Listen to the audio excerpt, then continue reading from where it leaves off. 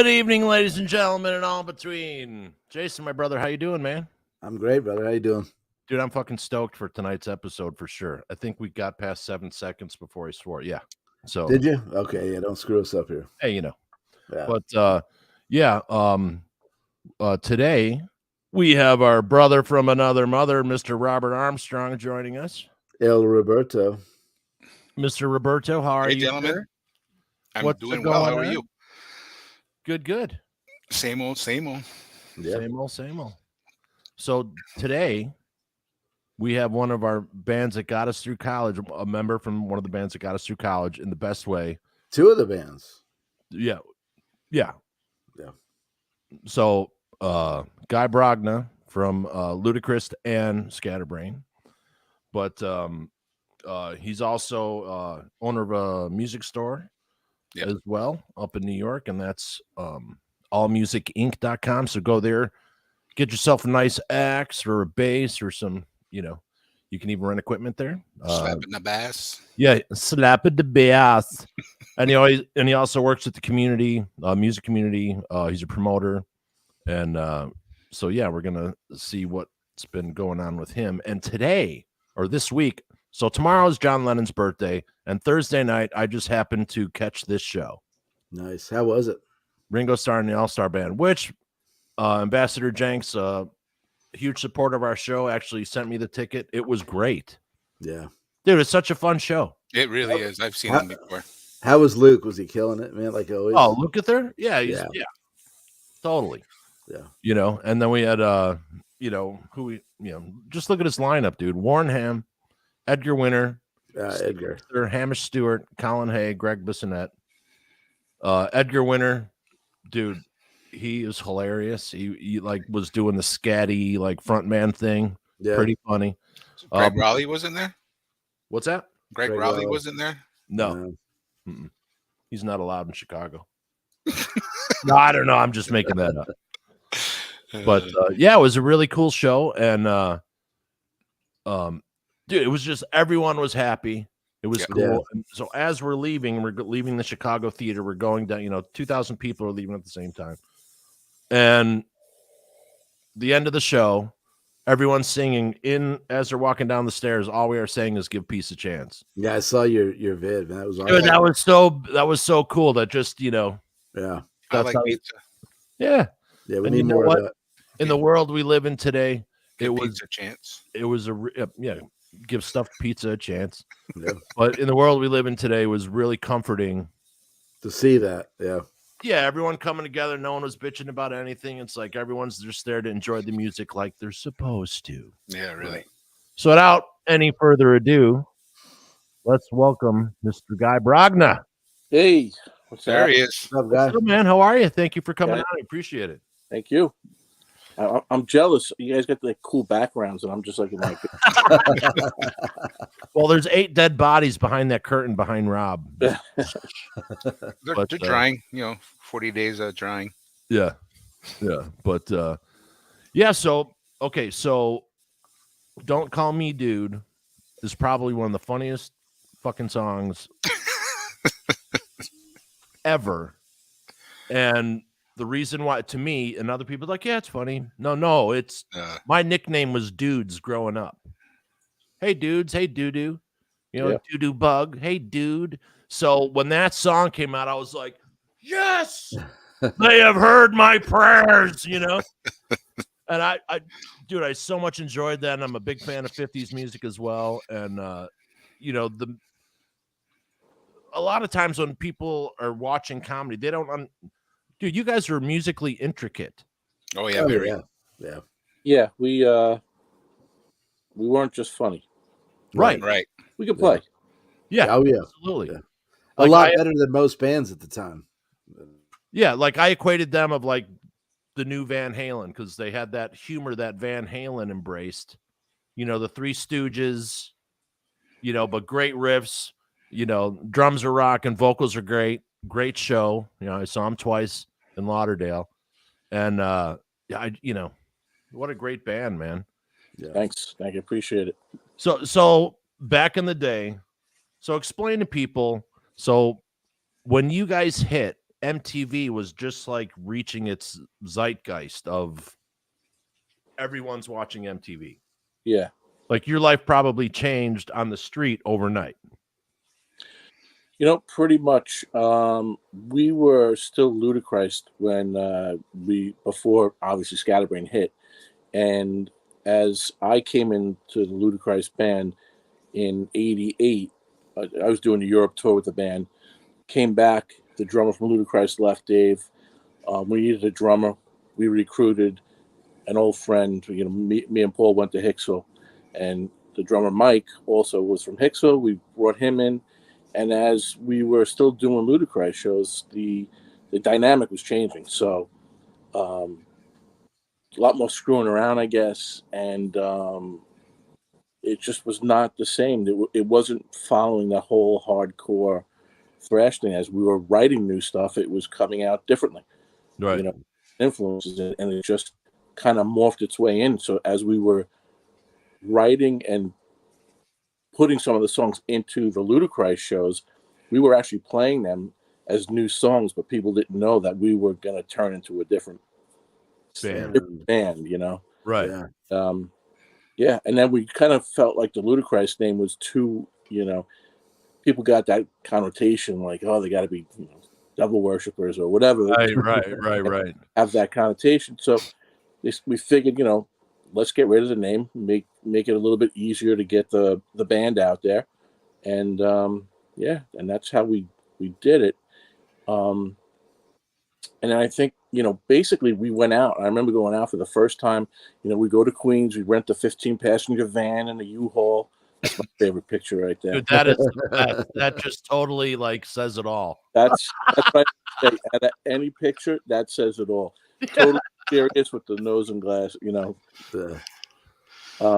But yeah, we went out on the road, and it was like we were playing to 10 and 12 people. People didn't know who the hell we were, and college radio picked up on it. And then all of a sudden, as we would get to the next town, there was, you know, it was growing, right?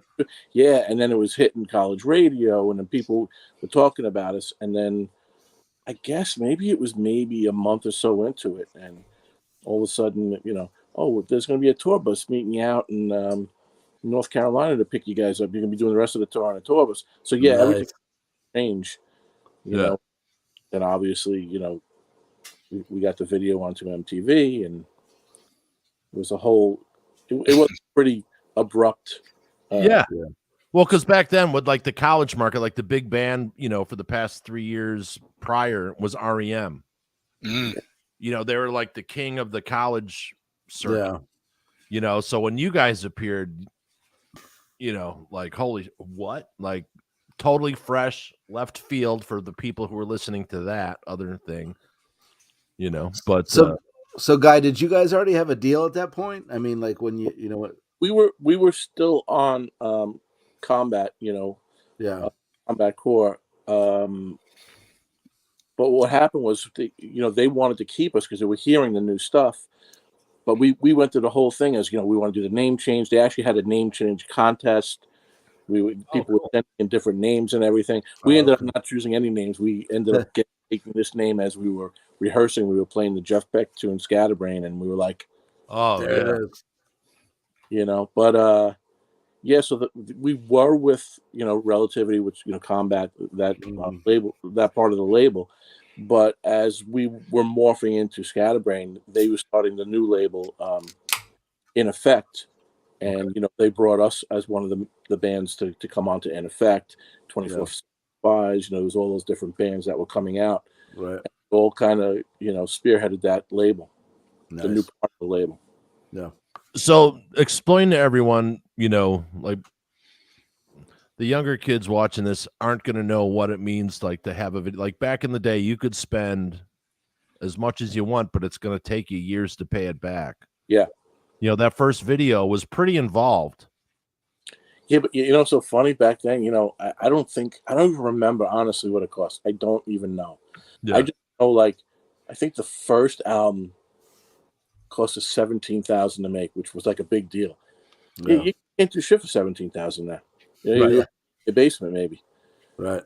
Yeah, I don't remember what. I don't think anything we did was that expensive.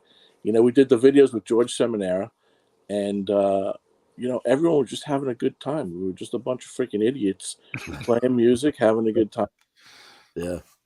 So talk about how Frank Zappa, before the show started, we mentioned Zappa a little bit. So when I was in LA and working in everyone He froze. Everybody.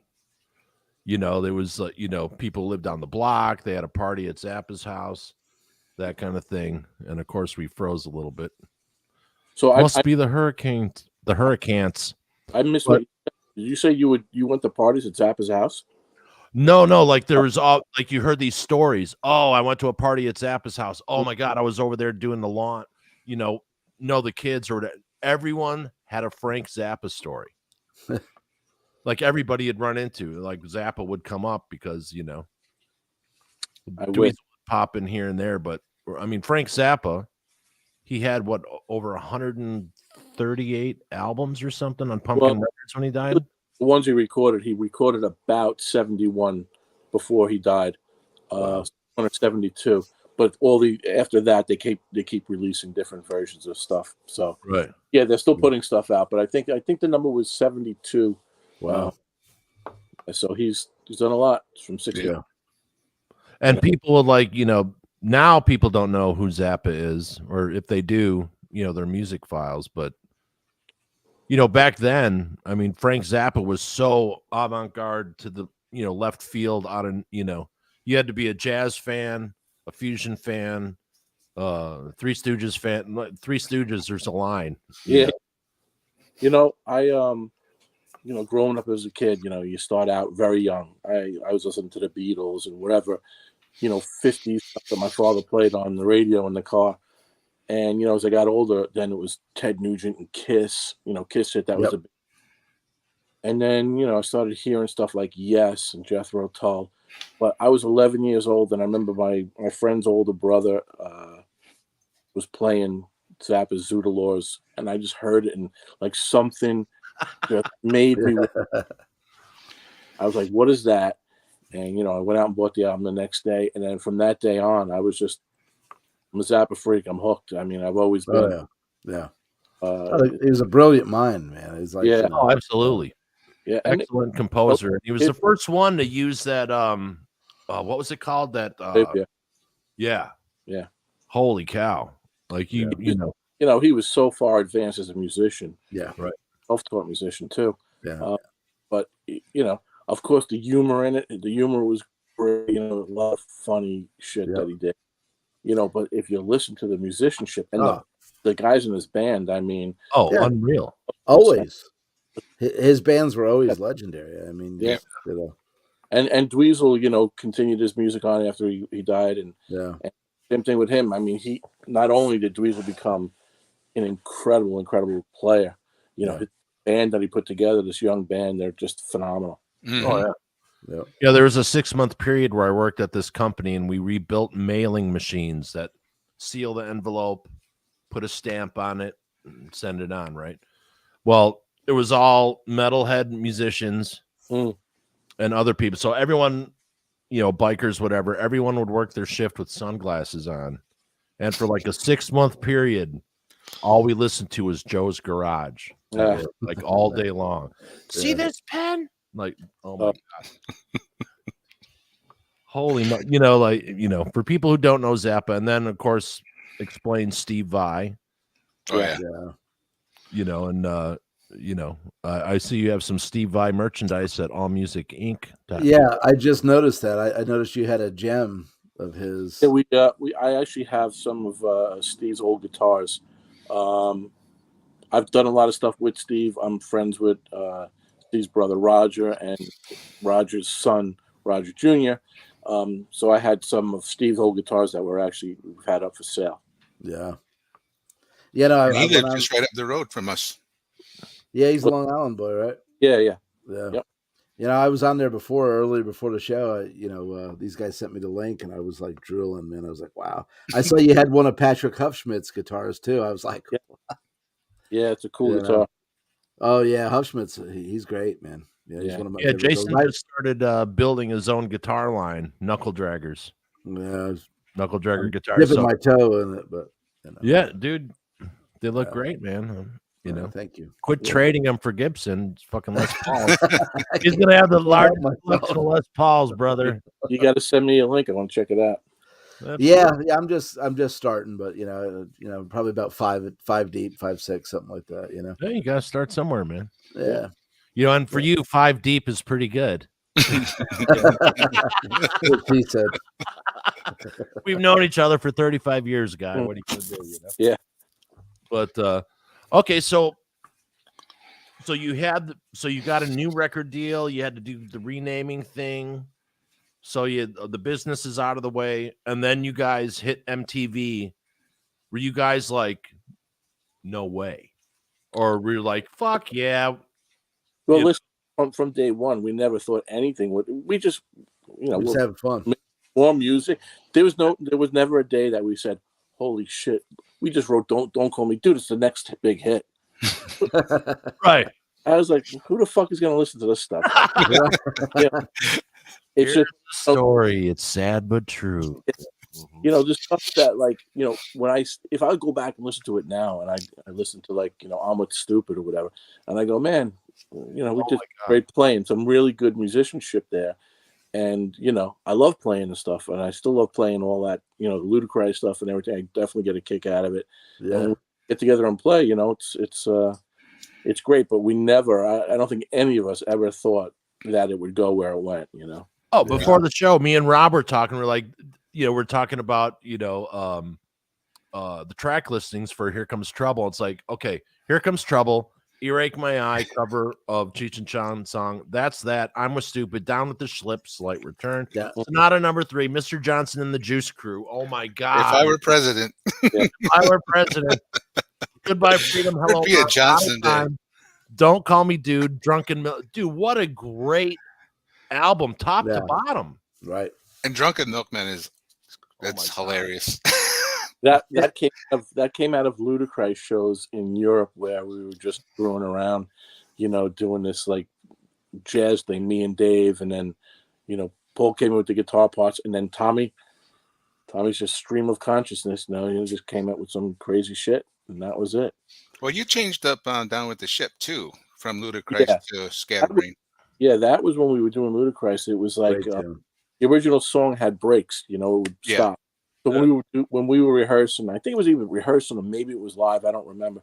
You know, it would be the stop, and then someone, whoever the hell it was the first time, threw a riff in that spot, you know, and see if we were going to come back on time.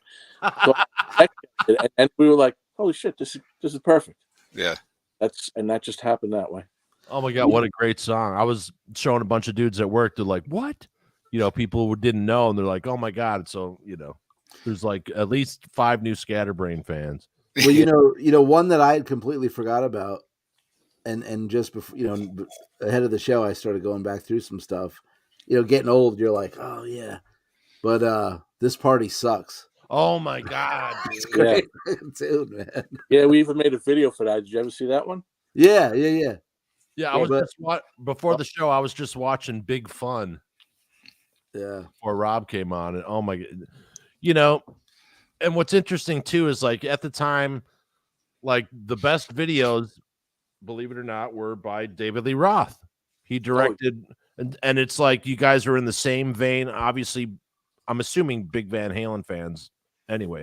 Yeah, I mean, you know, how could you not be a Van Halen fan? Oh, totally. And you know, you just carried it on in the right manner, but made it your own. You know, like you guys were seriously invested in the comedy of it. It's like, don't take life so damn serious. Yeah, and again, you know, there was never a plan. We were never smart enough to make the plan. Let's do this. It just happened that way, and it just happened. And really, that's what happened. I mean, we're writing the music. Tommy's coming up with the lyrics, and you know, and it was a lot of some serious stuff like, you know, Goodbye Freedom, which really is very poignant today. Mm-hmm.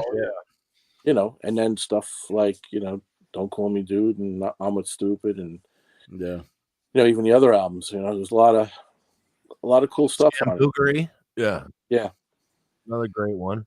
Mm-hmm. You know, okay, so you hit MTV. What happens in your life? Like all of a sudden, you're probably noticed. And in New York, people have a different attitude about on the street kind of stuff, from what I gather. But you still probably changed your life. Well, I mean, I guess it did, somewhat. I mean, of course, you come home and your friends and everyone's like, "Holy shit, this is great!" So you Right. did get noticed or whatever. But it's not like we couldn't walk down the street. We needed bodyguards or anything. Sure. We weren't that lucky. But right.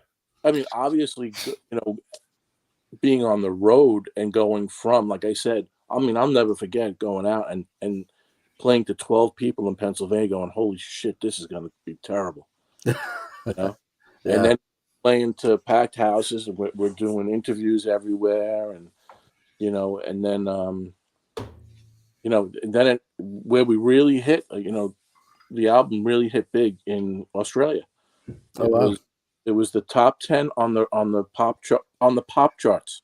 Really? I think number 7 in Australia.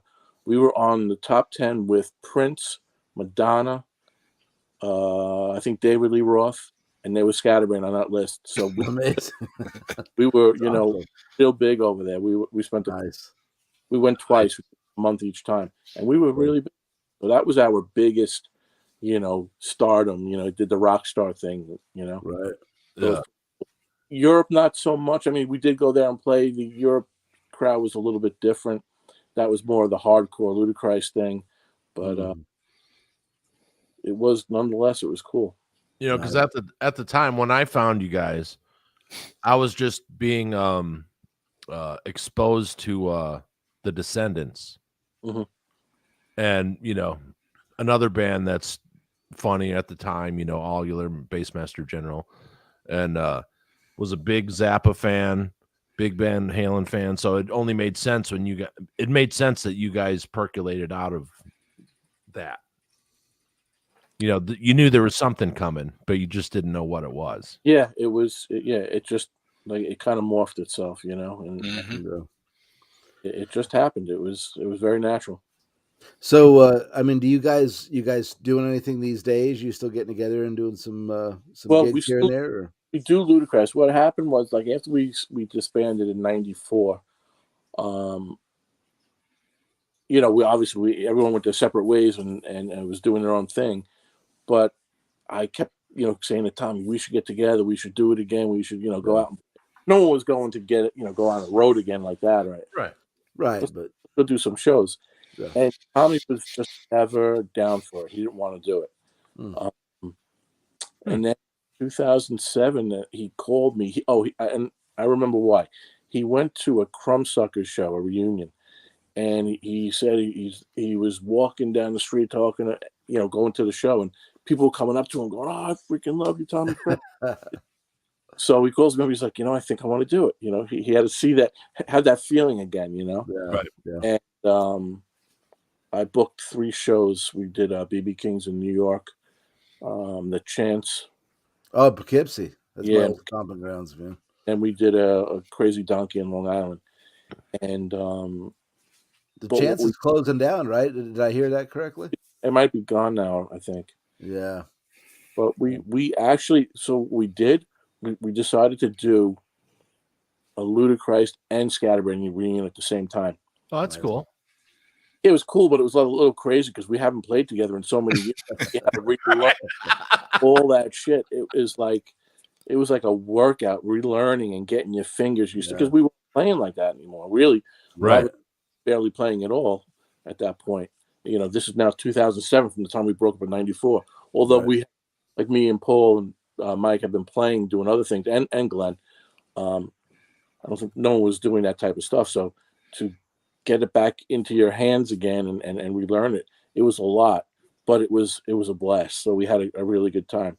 Yeah. But after that, we've only done Ludacris reunions. With a reunion, just shows. We get I get some shows. I call the guys and say, "Hey, we got this here, this there. You want to do it? Let's go do it." Mm-hmm. Right. Nice. So but we've definitely been, talking about a Scatterbrain reunion with everybody. Okay.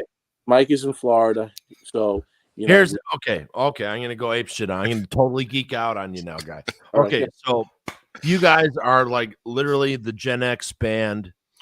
You set the joke, you set the tone as everyone was either going out to work for a living, go to college, whatever you're gonna do. I mean, we went to a jagoff college. We didn't go to like, something serious, but we were taught by the, the engineer who won 5 Grammys with the Eagles, Eddie Michelle. And we had serious cred that we were working with, but we weren't we're all musicians, man. Mm-hmm. So it would be great to get a Scatterbrain album talking about aging and depends. There's so much like that you guys can dig into, and dude, I think everyone would love it. Me, number one, but not that I'm being selfish. We have probably enough stuff recorded already for another album and a half if we wanted to release something. Excuse me, I'm going to go grab some Kleenex. Just kidding. I'm at my computer. It's right here. No, just kidding. It's we recorded it on our own, so it's fairly good recording. Oh my God! Some of it could use some tweaking, but I don't think we'd ever be able to do it again. But I do want to release this. We've been talking about doing something. So. Oh my God, that would be great. Well, I mean, like we're all in our 50s now. I mean, like, and we still love the shit that at this age. I mean, the nostalgia part. I mean, like you still love the shit that you were into back then. So I'm still listening to everything I listened to back then. I do newer stuff now, but I'm still Yep. You see that? What's everywhere? I saw that in the background. But I mean, like. I think there'd be a lot of people our age that would totally geek out on some new shit. Yeah. I think so. Yeah. More importantly, I want to get out and play. I really do want together with the guys and Well, being a band promoter and promoting all these shows, you probably got the itch to get out there with yourself anyway. Yeah, because I spend a lot of time, backstage now. And this needs a documentary. Are you kidding? Oh my God! Yeah, I'm there. I'll direct. Vince is your guy. Oh my God! This would be. Oh my God! So some backstage all the time. I definitely get the itch, and I even say, to my partner that we have the booking agency together. It's like, I'm like, hey, you want to put together a tribute band? I'm like, what? I want to do something fun. Like I always said, I would love to do an Incubus tribute band. That's hilarious. Love that band. I mean, I think. Oh yeah, they're great. Yeah, I think the same. Me and my buddy would always joke around like, oh, dude, let's do like a behind the music, but for like the best garage band no one's heard. Yeah, there you go. They're everyone knows about them, but no one's ever heard a song they played. Yeah, I mean, but yeah, I'll do a Frank Zappa tribute band. Right. You got to really be good then. Exactly. I'm not at that level. I'm the first to admit that's some serious playing. Yeah, that's nice. Okay, so you go from Scatterbrain, and then things change. Kurt Cobain and his boys come out, and he fucked everything up. Oh my God! Good way to put it. Yeah, someone killed him. Yeah, literally. It kind of really happened overnight. I mean, one of the things that happened was after Here Comes Trouble. We did all the touring. We, we must have did probably 2 to 3 U.S. tours. Wow. Europe and Australia. And then, Elektra Records were following us around, trying to woo us over. And they did a good job. I mean, Elektra was the big shit. They were huge. At the time, man. They were the label. They were throwing around money and filling our bus with booze and promised us the world. And, obviously, we were a little wary, but also, you're going, holy shit, biggest band, the biggest company in the world. Yeah. Elektra is Warner Elektra Atlantic. Yeah. So you had, the Chili Peppers, Motley Crue, like you can go down the list. It's Metallica was on there. The Black Album was coming out. All this stuff, and we finally made the decision to go with Elektra. I was definitely nervous about it, but we made the jump, and we thought, that's it, man. We're done. This is going to be it. And, you know, Metallica was coming out with the Black Album. It seemed perfect as we could be such a great opener for them. You know, all these things that we thought were going to happen. Literally, we put the new album out, Scamboogery. We went out on the road. And then, you know, Nirvana, Pearl Jam, all that shit started happening. We were actually shooting the video for Fine Line, and a couple of guys from the Pearl Jam band were at the video shoot because the director of the video was doing their stuff too. Sure. And yeah, and as we were going back touring and hitting the same places we hit for the first tours, we were seeing that we weren't getting the turnout. We're like, what the hell's going on? And then fans would actually be telling us, we didn't even know you guys were playing. You know, we weren't doing as many interviews when we were getting into towns. We had nobody from the label showing up to, you know, yeah. So we knew something was up, you know. Yeah, they weren't pushing you like No, they should have been at that point. Yeah. The next Nirvana, Pearl Jam. Yeah, the wind changed direction. Yeah. And we were pissed, you know. We were like, what the fuck is going on? Mm-hmm. Right. And, you know, then there was a lot of fighting back and forth. And at that point, I think, you know, things were just shitty for us, you know. And then we got off the label after fighting. And then we wanted to make another record. And that's when Glenn decided to leave. And then we signed with Pavement. And we put out Mundus Intellectualist. And that was like an EP. And when done, we wanted to see that the record label was behind us, and we said, well, let's, you know, start doing the push for the record, get it out there, let's see what we can get going, and let's plan a tour.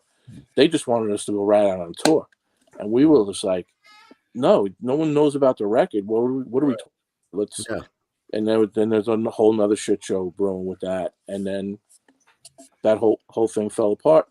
And then, you know, the band just disbanded at that point. Yeah, and it's crazy too because, you know, suits never understand what's going on. No. You know, like looking for the your band wasn't loved. It was beloved. Yeah. You know, there's a difference. You know, like whatever you guys are willing to do, we know you're teetering on the edge and you're leaning over. Dude, we're all for it. Mm. You know, but, you know, a lot of these band, you know, people, oh, you know, okay, who's next? No. I mean, you guys were totally different than anyone else at the time. Right. Yeah. And you know, before the breakup, like when we were on the road, when we were in Europe, we were in Germany at one point, and the Chili Peppers were playing, and Henry Rollins was opening. And we were playing, like, I don't know, maybe the next 2 towns over.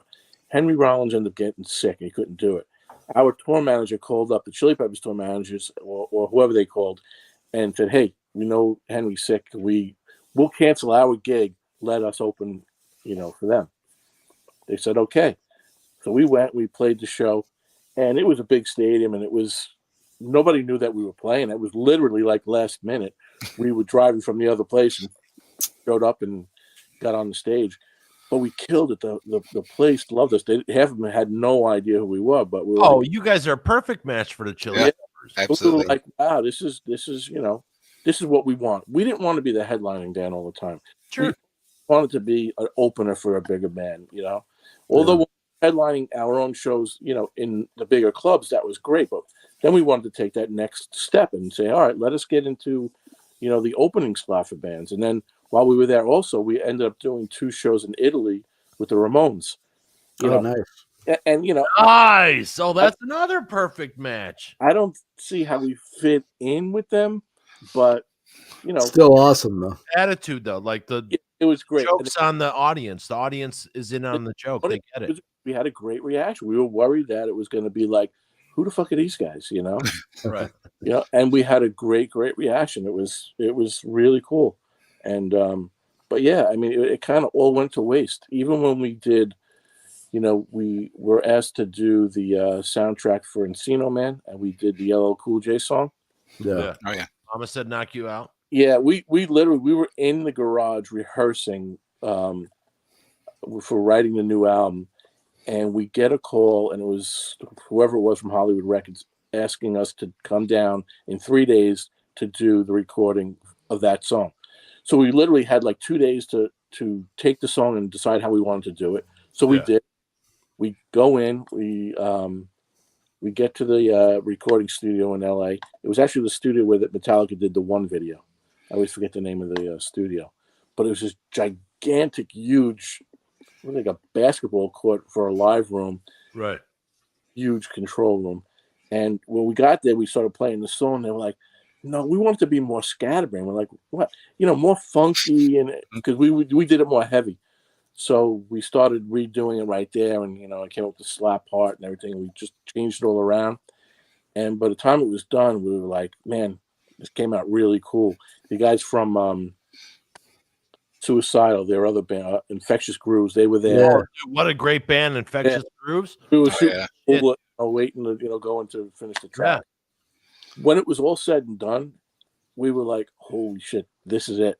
I think the Infectious Grooves are the children of Scatterbrain. Like that, it makes sense. That's the lineage, Yeah, well, or the stepbrother. There you go. Yeah, whatever, But yeah, we thought that was really going to put us over the edge because LL Cool J having that song being so big, the song to me came out so great. It was such a perfect thing. But what did the record label do? They decided to put out, what's his name? The guy from Poison. Bret Michaels sing. No, I'm sorry. From Motley Crue. Vince Neil. You're invited, but your friends can't go. Oh, yeah. That was terrible. Sorry. I don't like to talk shit, but that was horrible. Yeah. That was it. That album was shelved after that. Yeah, I mean, the only cool thing about that tune was that Steve Stevens was on it, but other than that.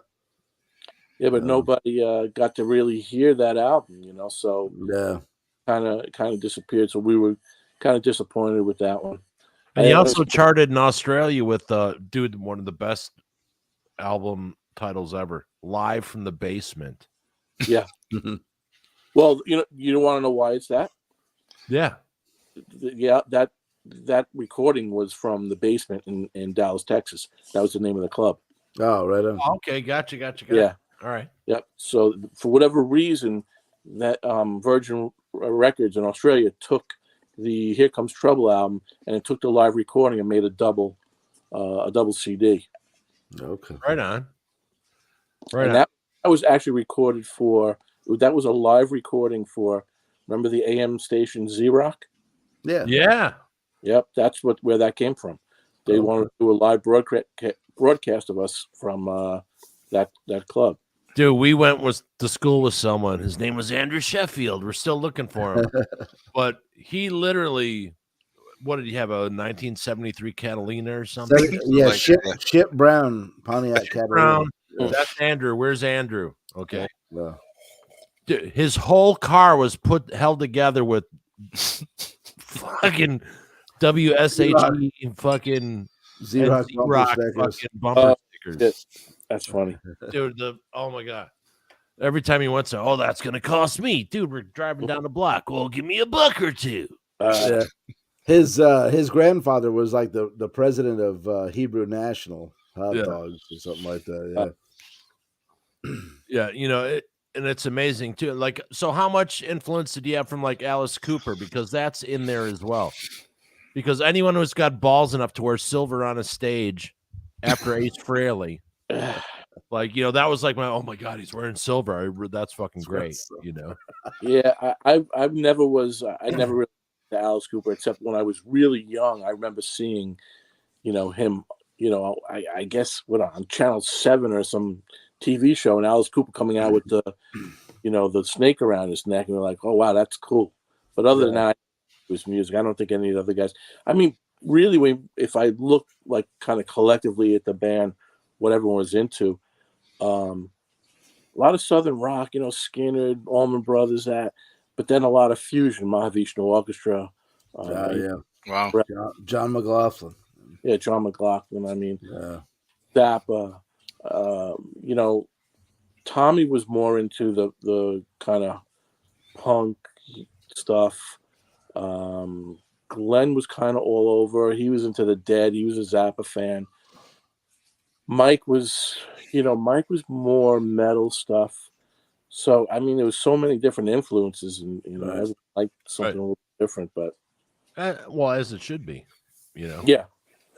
If everyone's got the same influence, like I talk about this a lot on the podcast. It's like, what made Van Halen so great?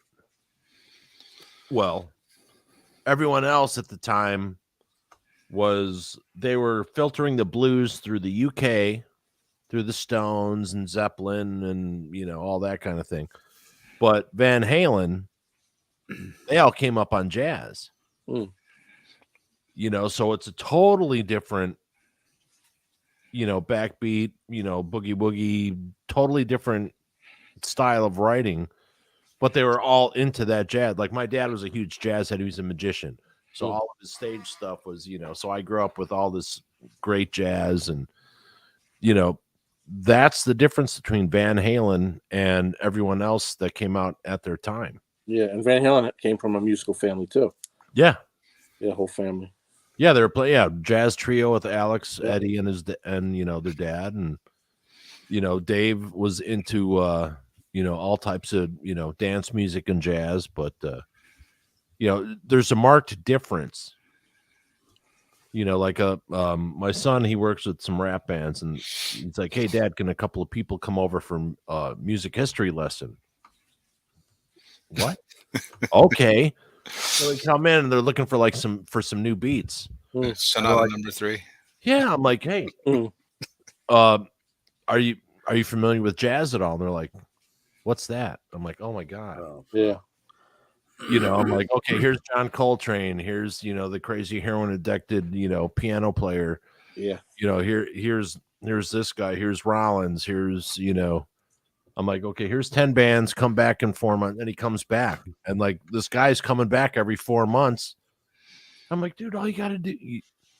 It's amazing what's available and what they don't think they don't know about. Yeah. Well, if they don't look for it, if someone's not showing it to them, they're never going to know. I mean, yeah.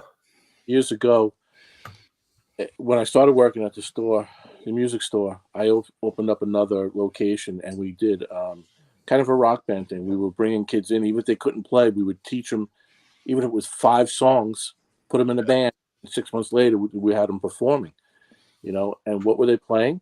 Well, they were playing all the classic rock. You taught them the classic rock, and that's how they came up. And, when Guitar Hero came out and all that, my kids were young.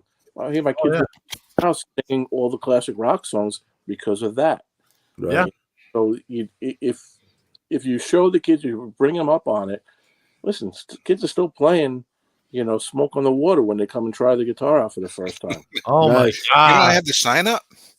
Yeah, that's no Smoke on the Water.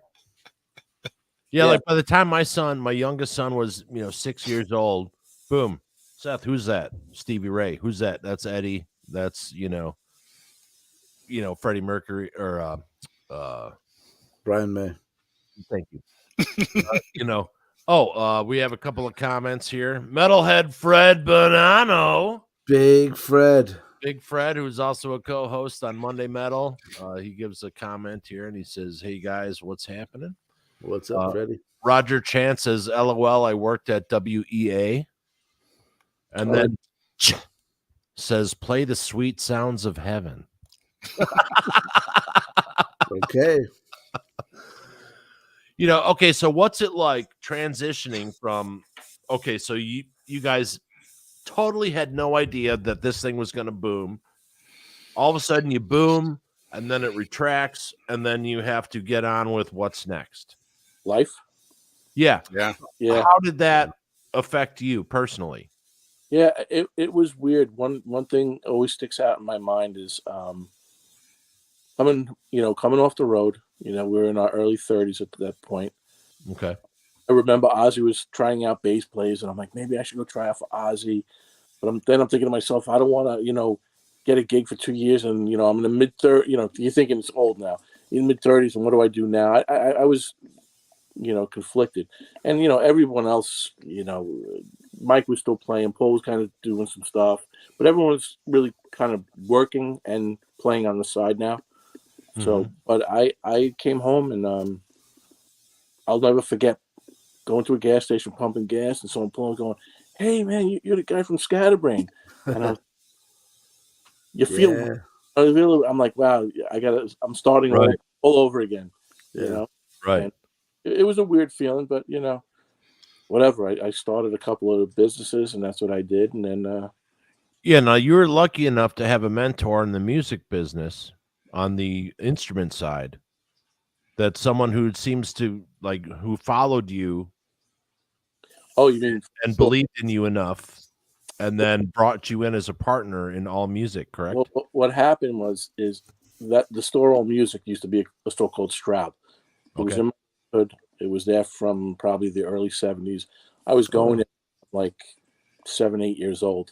I was always in the store all the time. So when it was sold to my partner who bought all music Yeah. 84, I was like 17 at the time. I went and introduced myself. We became friendly. And when Scatterbrain, Ludacris was on the road in Scatterbrain, I basically said, "Hey, listen, if you set up my guitars and everything, I'll thank you on the albums." And that's how that kind of happened. Right. And so when I came off the road, I started a landscaping business in a used car lot, and I did that for about 8 years. And I was actually landscaping and doing landscape design to his house. And he said to me, he goes, "You ever think about doing something like this?" I'm like, "No." And he's like, "Maybe you want to give it a shot." He was like, he wanted to get out. Right. So I said, in the winters, I slow down a lot. I said, maybe I'll come work for the winter and see how we do. And that's what I did. And next thing I know, that was it. Yeah. That's about 20 years ago. All right. So how do you feel now, like feeling that primordial? You see kids walk in, they don't know what to do, but they know that music is their thing. Mm-hmm. Like, so how do you not manage that, but how do you put your best advice forward? Oh, well, it's funny. I'll never, we're there to always encourage kids and help them, and Sure. and I get a kick out of kids coming in and playing for the first time, or putting a guitar in their head for the first time. And some of them I watch grow. Like you would never think this little runt can pick up this guitar. Right. Yeah. So I get a thrill out of it all the time. But I've actually had parents come to me and say, "Hey, could you talk to my kid? They want to do music for a living, and because of your background, if would you mind talking?" I go, "Okay, no problem." I said, "Do you want me to sugarcoat it? Or you want me to tell the truth?" Right. Tell the truth. I said, "It's not going to be that pretty." He goes, "Tell the truth." And Yeah. Do you want me to scare them or do you want just you can't go into music saying, "I want to be a rock star." I mean, at least I never thought that's what that's the way you go into it. Now, there's plenty of other things you can do in music. Sure. To be a session player, or to do, to be a writer, or jingles, or there's a million other things. Sure. Go into, like, to me, the, audio recording, there's so many people going into it, but now everything, like, so much audio recording is done from home by the band. So all the kids are going for it. And it's like, you're going to come out of school and what are you going to do now? Do what? Yeah. Yeah, the best thing about the internet is that everyone can release their music. The worst thing about the internet is everyone can release their music. Yeah. So, like I said, I love watching the kids, and I've had quite a few kids coming into my store that we've, given lessons and trained, and they have actually gone and done things. Nice.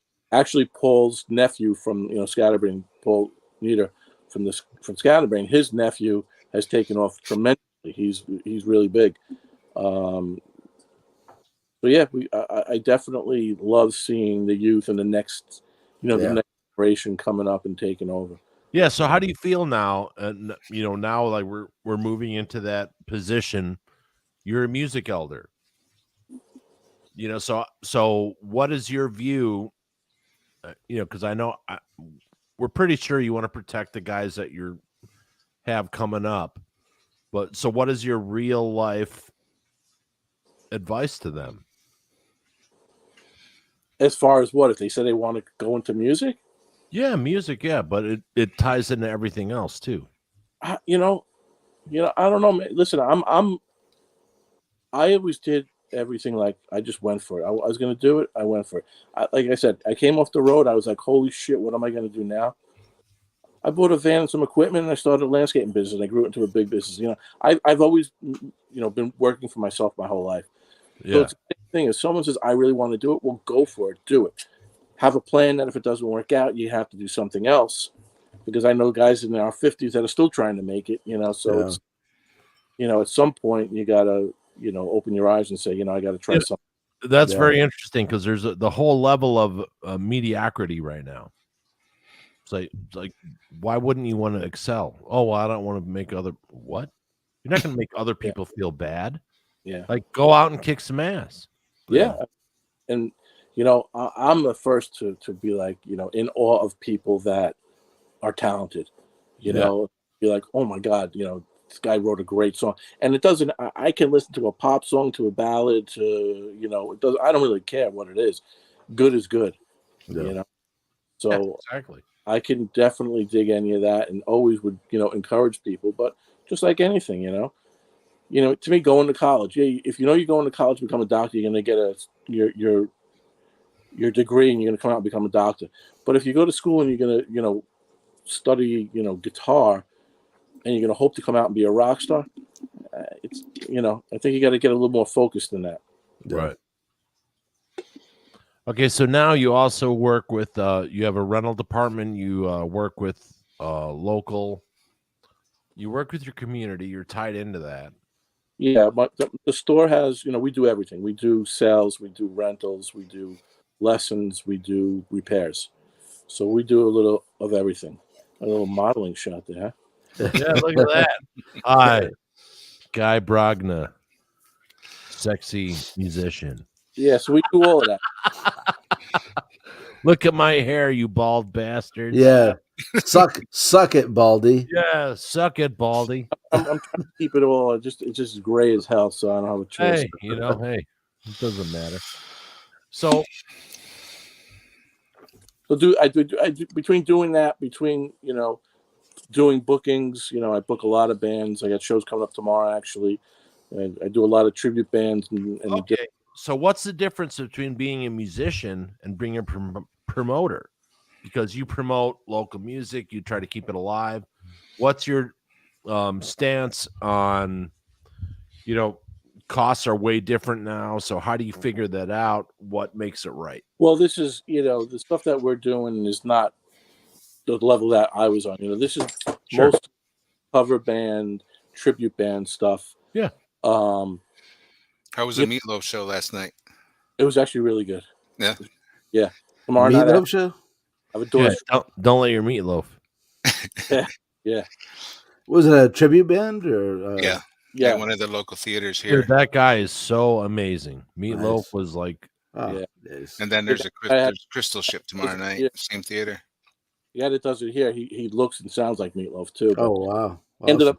What happened was in 2017, I got a call from the guy that I was friends with. That got a call, and they needed someone to basically take over this beach band show. It was a summer concert series for like 10 weeks, and they needed someone to do it. And they called my friend, he's a PR guy, but a musician, and he asked me, and I was like, oh, it's not something I do, but I guess we should give it a shot, and we did. Yeah. And it went great. And then, I just said, well, obviously, being on the stage all those years, I know what the bands need. Mm-hmm. Yeah. And I know what they, what you have to do to get them on stage. So it worked out. And now, all these years later, we're still doing it. We actually just got a contract with local parks here. So we're going to be doing all the shows there for the next 3 years. And we're actually a bunch of these bands outside of New York now. We got shows in like West Virginia, Connecticut, Maryland, PA. So it's another whole different business, but all still involved in music. Nice. Yeah. So you recently went on a ride, I think for was it breast cancer or just cancer awareness in general? Yeah, we do a lot of rides. That was with the bass player from Twisted Sister, Mark Mendoza. Oh yeah, Mark. Yeah. We used to do the ones with Dee Snider all the time. Dee ended up moving to California to be with his son's family. So Mark is now the guy. Also, the local DJ here, this guy Fingers, who was here forever, used to do all the runs. So we used to do all those runs with him also. But yeah, I still do the Nice. whatever charity runs that they come up. Yeah, Rob sent me a picture of your hair. I think you got a Heritage, right? Yeah, yeah, it's gorgeous, man. yeah. Thanks. Yeah, I had to get rid of my Electric Glide last year, but yeah, I miss it. Yeah, shame. Yeah, that payment, man, that payment was killing me, and I'm working all the time, so just sitting in the garage, you know. That's why. Hey, just take it and be happy that you have a job. And, right. You know, because things are Biden's so great. America. No recession. No, we're doing great, man. He said it himself. Yeah, we're doing great. Doing great. He said,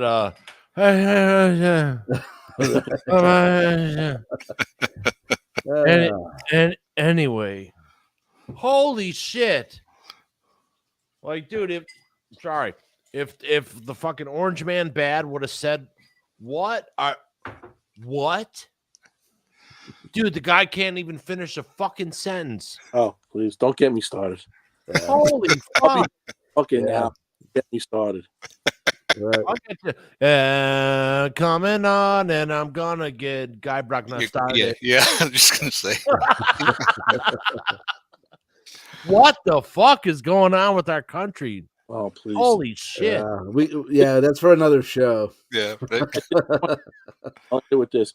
I don't give a fuck who takes over. Just do the right thing for this fucking country. Yeah. Exactly. I mean, working people are starving. Thank you, Guy. Now. Thank you very much. Doesn't matter what you believe. I don't give a shit. Fucking thing. Yeah. Do the right thing because we're fucking dying here. Yeah. It's like, oh, well, yeah, we're gonna give Iran back the 6, but they're not gonna use it for anything bad. They're gonna use it for like medicine and like, you know, like hard-ons with like with a nice glide, you know, when you're masturbating. Oh, we all like a nice dude, glide. they just fucking massacred fucking Israel. Oh, it wasn't that money. Are you out of your mind? You got yourself started. I get up at 2 a.m. and fucking. Thank you, Guy. No, the last 2 years, it's crazy. Everything has gone down the shitter so quickly. It's crazy. From everything being semi great, to just a total shit show. I mean, what is going on? Listen, I'll stop. I'll just stop. No, go right ahead, dude. I work. I get up at 2 every morning. Problem. People are too afraid to speak. Yeah, well, that is not America. Right, and you know what? What I don't get is the people that if you say your opinion, you have people that like, well, you're a racist, you're this, you're that. People, don't talk to me. Oh, you voted for fuck you. Don't talk. I'm like, if someone said to me, oh, I voted for Biden, okay, right on. Okay, I'm gonna wear a dress today. I don't give a fuck about anything you do. Right. If it doesn't affect me, if you're not doing anything wrong to me or my family, it's fine. I'm okay with it. I don't give a fuck if Jason is stupid. He's my brother and I love him. I don't give a fuck. You know what I mean? They push their agenda on everybody. It's crazy. It's insane. I mean, the bullshit is like, I mean, when you're working 70, 80 hours a week and you can't even fucking make it on that, like something's wrong. Well, here we are. We're 4 people that grew up in the 80s and 90s and we're cautious about what we're going to say. And even though we grew up on the edge and what we did just in general was offensive, the way that we lived, that people are afraid to speak their mind. And that in itself is frightening. Well, I'm not afraid. Of course, I watch what I say. Being an owner of a store and of course, you have business concerns, absolutely, schools and everything. But at the same time, you know what? I have kids. I have school-age kids. My kids are 16, 20, and 24. How the fuck they're ever going to make it with doing now? Yeah. It's next to impossible. That you do. I mean, the amount of money I spend for just having medical insurance is ludicrous. Yeah. I still have none. I have to pay cash when I'm diabetic. It's better. I pay. Hold on to your hats for 4 people, just regular insurance. $2,500 a month. Yeah, I pay $29,000 a year. Wow, it's fucking I crazy, still man. have freaking deductibles and everything else. And Yeah. how the fuck does the average U.S. Dude, when I worked at Honda, I was paying $600 $85 a month insurance.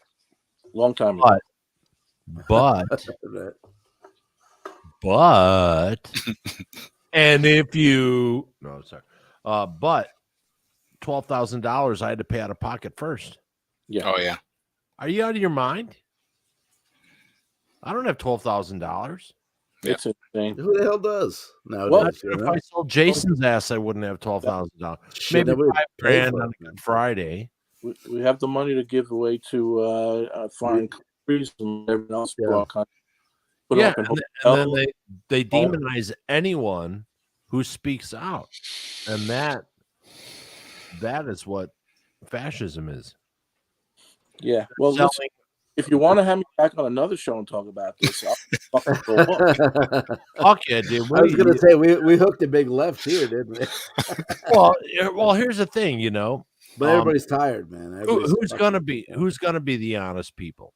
Yeah, creative people. Creative people are the most honest. Yeah. And what really freaked me out is that when writers and artists and songwriters and filmmakers said, "Yeah, you should be censored." Excuse me? Yeah, our job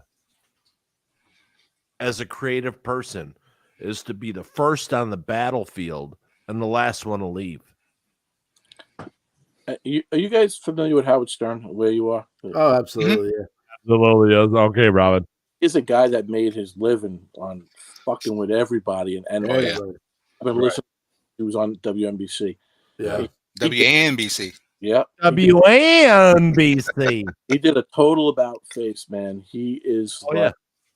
Is he in the tank now too? Dude, he couldn't choke more if the cock was bigger. Put it that way. Oh, wow, that's sad. It is sad. Yeah. I don't get it. I don't understand.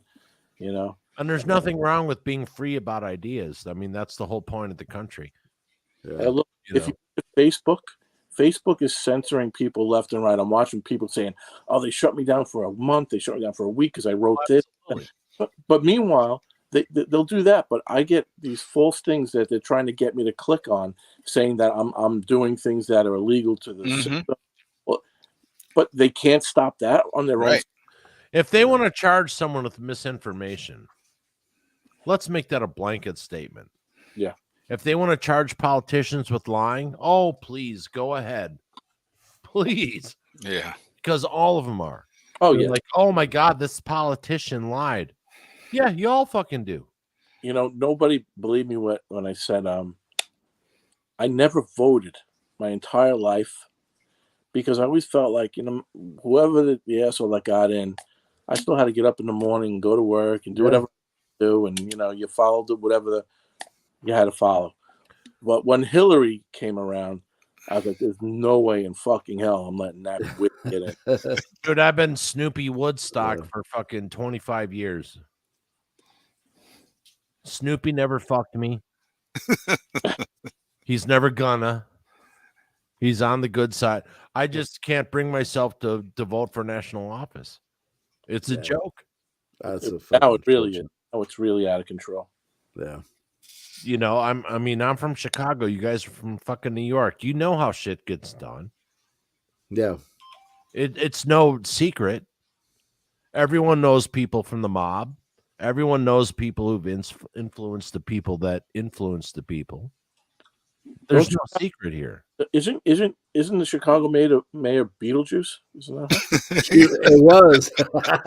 She got voted out. What a shitty mayor. And the other one. Yeah, the one after her is worse though, right? My God, a bigger pussy than hers. That's hilarious. Like, holy shit. Beetlejuice. I love Oh my Beetlejuice. God, dude. How could they just let them destroy where you live? I don't get it. These they're letting people steal from stores and they're not. I bring people to surgery 72 hours away from death. Okay, so they're in a renal clinic. They're either waiting for a liver transplant, a kidney transplant, whatever, or every 3 months they have to go in and get their fistula changed for their kidney treatments, either in their neck or in their arm. So I see a whole wide variety of people. And the suburban white women are going to freak the fuck out because 95% are pro-Trump. And I'm not saying good or bad, but what's being reported. And when anyone tells you that you can't vote for someone because of your skin color, they're fucking racist. Right. Yeah. That is up to the individual, whatever, however it may land. But I had someone, they're like, oh, blah, blah, blah. And they're like, oh, like they were all interested in my Hollywood stories, working at Guns N' Roses and Rolling Stones and all blah, blah, blah. And then they're like, well, who'd you vote for? I said, I voted for fucking Snoopy in Woodstock. Dude, lost their shit. I mean, they went insane. And she's screaming at me. I'm like, look, it's not even fucking 7 a.m. in the morning. I can drop you off. Like, I don't give a fuck if I get fired. I really don't. Because you're accusing me of what you're being. Yeah. Like, I'm not racist, man. I don't give a fuck who you are. Yeah. So much fucked up shit, but yeah. Unbelievable, man. Yeah. Like, I don't get where our, like, the whole thing about our generation was you do what? Oh, right on. Right on. Yeah, we didn't care, Who you dating? You, we do us, and you're dating John? Cool. Whatever. Oh, hey, went and saw Scatterbrain. Yeah, fucking 5 guys had on dresses. Dude, that's fucking awesome. You know what I mean? Like, there's literally and people go, oh, what about Gen X? We don't give a fuck. No. Yeah. We never did. We just want to be left alone. Just don't fuck with us. There you go. Get off my lawn. Yeah, be cool. Hey, nothing wrong with it. Speaking about the dresses, I just came across a picture. If you remember some of the dresses and what were under physically or literally, some of those pictures from back in the day, and I can't even put these out there. Right? Yeah, sure. People get the wrong idea, and there's nothing wrong with having fun. And dude, Scatterbrain for our time was our Frank Zappa. It was, their soundtrack. Yeah, no one could ever give you shit. Like, if you hear Scatterbrain, oh, fuck, those guys are awesome. Yeah. And that's got to be a cool thing looking back. I don't care if they give me shit. It doesn't matter. Right. but the respect that you have for just being cool and telling it how it is, right on. Yeah. What's your favorite bass, guy? What's your number one? I use an Ibanez. It's just a regular. Oh shit! Now you put me on the spot. It's a 1400 SEOL. Okay. Bartolini's. One of my favorite ones. It's got a nice thin neck. For years I was suffering with carpal tunnel. Yeah. So when I was playing, I was endorsed by BC Rich, and they had big thick necks, and it didn't affect me as much back then. But as I gotten older, it was getting worse and worse and worse. So I was always searching for the thinnest neck, and I found the Ibanez one. So that's what I've been using all these years. But I finally got my surgery done, so it's the best thing I ever did.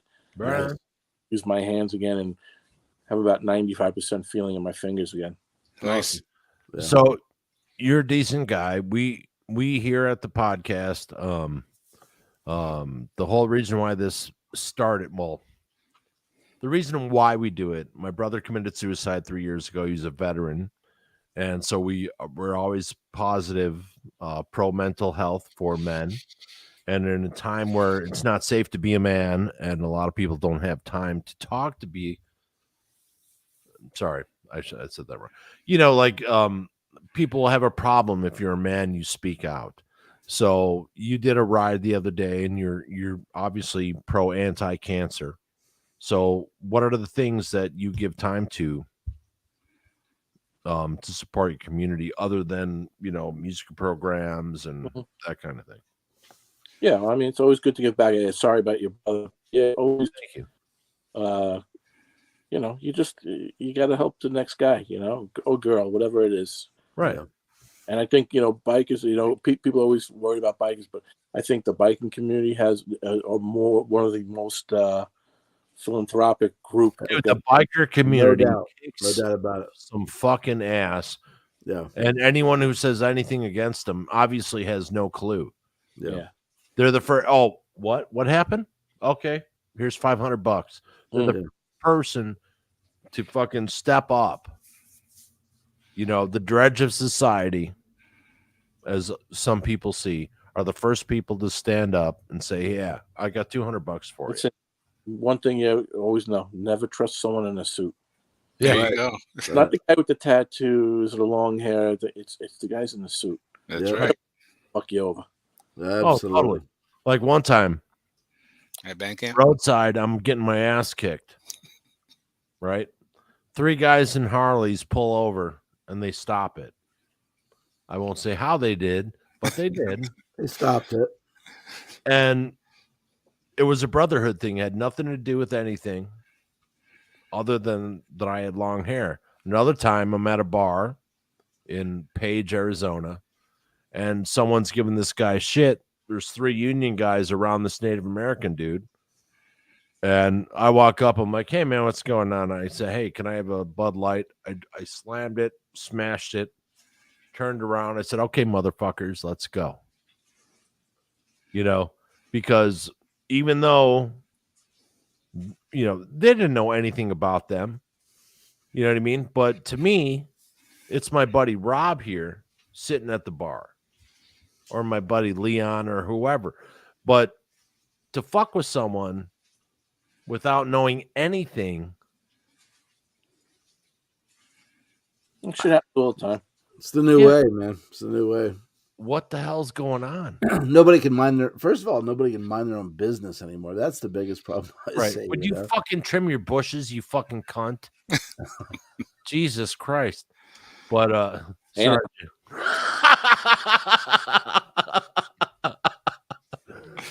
But okay, so guys, so you do stuff for cancer awareness.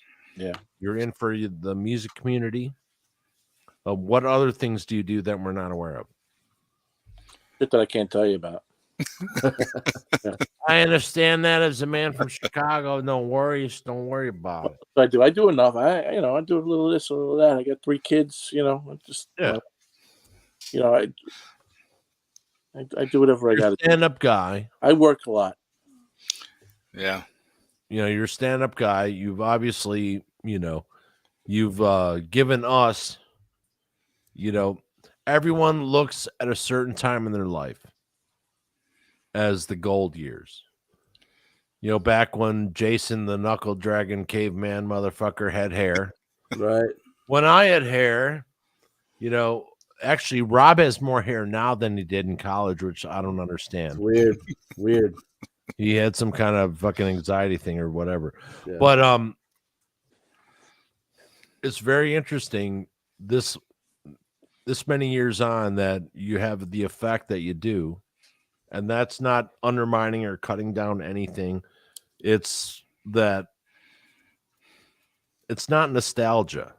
It's literally love for a certain part of your life that we shared together, and that you're totally willing, didn't know what the hell was going on, but you gave us your time. Yeah. Not a problem. You know, I don't mind at all. It's always good to talk about the old days. Always reminisce with someone who wants to actually listen to it. Oh my God. Totally. You know, all day I'm like, oh, don't call me dude. I'm like, okay, what can I not say to start the show? I'm like, hey, dude. Yeah. But so how did the song "Don't Call Me Dude" come about? Last question. Tommy, you know, someone called him dude, and that was it. He said something. I don't remember the exact story, but it was something that he said, and you know, he just started writing that song like that, and that's So it's pretty literal. Yeah. So I have a nickname that I won't say online because it upsets me so much. Pork smoker? No. Oh, Shut sorry. Shut up, goat fucker. But so I have this nickname, and it totally annoyed me. And a buddy of mine who literally just died 2 weeks ago, after 10 days, goes up to me. He's like, "Hey, blah blah." I'm like, "Motherfucker, if you call me blah blah one more time, I'm throwing you down these fucking stairs." And it's like 22 stairs down to the bowling alley. He goes, "Okay, blah blah." Dude, I grabbed him and I fucking threw him. And he's like, "Oh, you warned me." I'm like, "Fuck yeah, I did." I don't feel guilty about that shit. But it's amazing that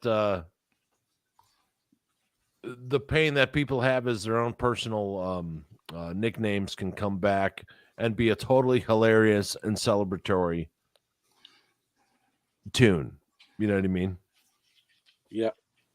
And I can't thank you enough for the music that you gave us all through college. To have a band, and I'm not just kissing your ass. It's okay. Well, you are a little bit, but I mean that's all right. Well, yeah. I'm not using my tongue. Right. Not totally. But, dude, thank you for making our most important years important. Well, and the cool thing with this show is we were fans back in the day. Fuck yeah. And the idea that like we're bullshitting with you now, that's just cool to us. You know what I mean? It is very cool. I've done a few times with a few other guys that did the same thing with the podcast, and to me, listen, it's still cool all these years later to talking to people that listen to us and appreciate us. So believe me, you guys, when you asked me or some of the other guys to come on and talk about the fun that we had. Yeah. Oh my God, absolutely. You're in your room, 21 years old, don't have money to do shit. You're worried about the fucking electric bill, and you're like, "Don't call me, dude." What? You know what I mean? There's nothing more important than Mr. Johnson and the Juice Crew. You guys hugged us as much as we hugged you. And that's such a cool vibe, dude. I can't thank you enough, guy. Thank you. Hopefully we'll be coming to your town again one day soon. Oh yeah. Before we're too fucking awesome. Dude, if there's going to be a documentary, I'll host it. Totally for free. Hey, and if there's $10 a day. New music, we'll break it on the show, come back on, we'll push that, Oh, fuck yeah, dude. Cool. So, Guy, thank you, sir. Thank you for doing all that you do with local musicians. The young ones coming up, you have something to teach them. Definitely lessons. Rob? Guy, I'm pretty sure I'll be seeing you within the next couple of weeks. I'll probably stop in and check out one of the shows. Cool. If not, Crystal ship tomorrow because I don't have to work on Monday. So. I'm gonna show up to the show tomorrow. So okay, cool. I might see you. Excellent. Can I bring my alrighty? And just Roger Chance, he is pretty involved with the show. I have a 10-year-old granddaughter, just took her out for the first time shooting a 22 rifle and bow and arrow. Okay, nice. STEM sucks. Trump 24. Damn it, canceled. I'm canceled. Don't worry. You guys are bigger fish than I'm just a victim. And Roger says his brother died of cancer. We're sorry for that. Sorry about that, Roger.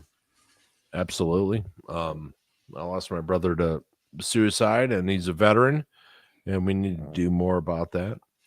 But hey, Guy, thank you so much for coming on the show. I appreciate it. All right, guys. Thanks for having me. Rob, love you, brother. Jason, love you, brother. Love you, all right, guys. As always. Talk to you soon.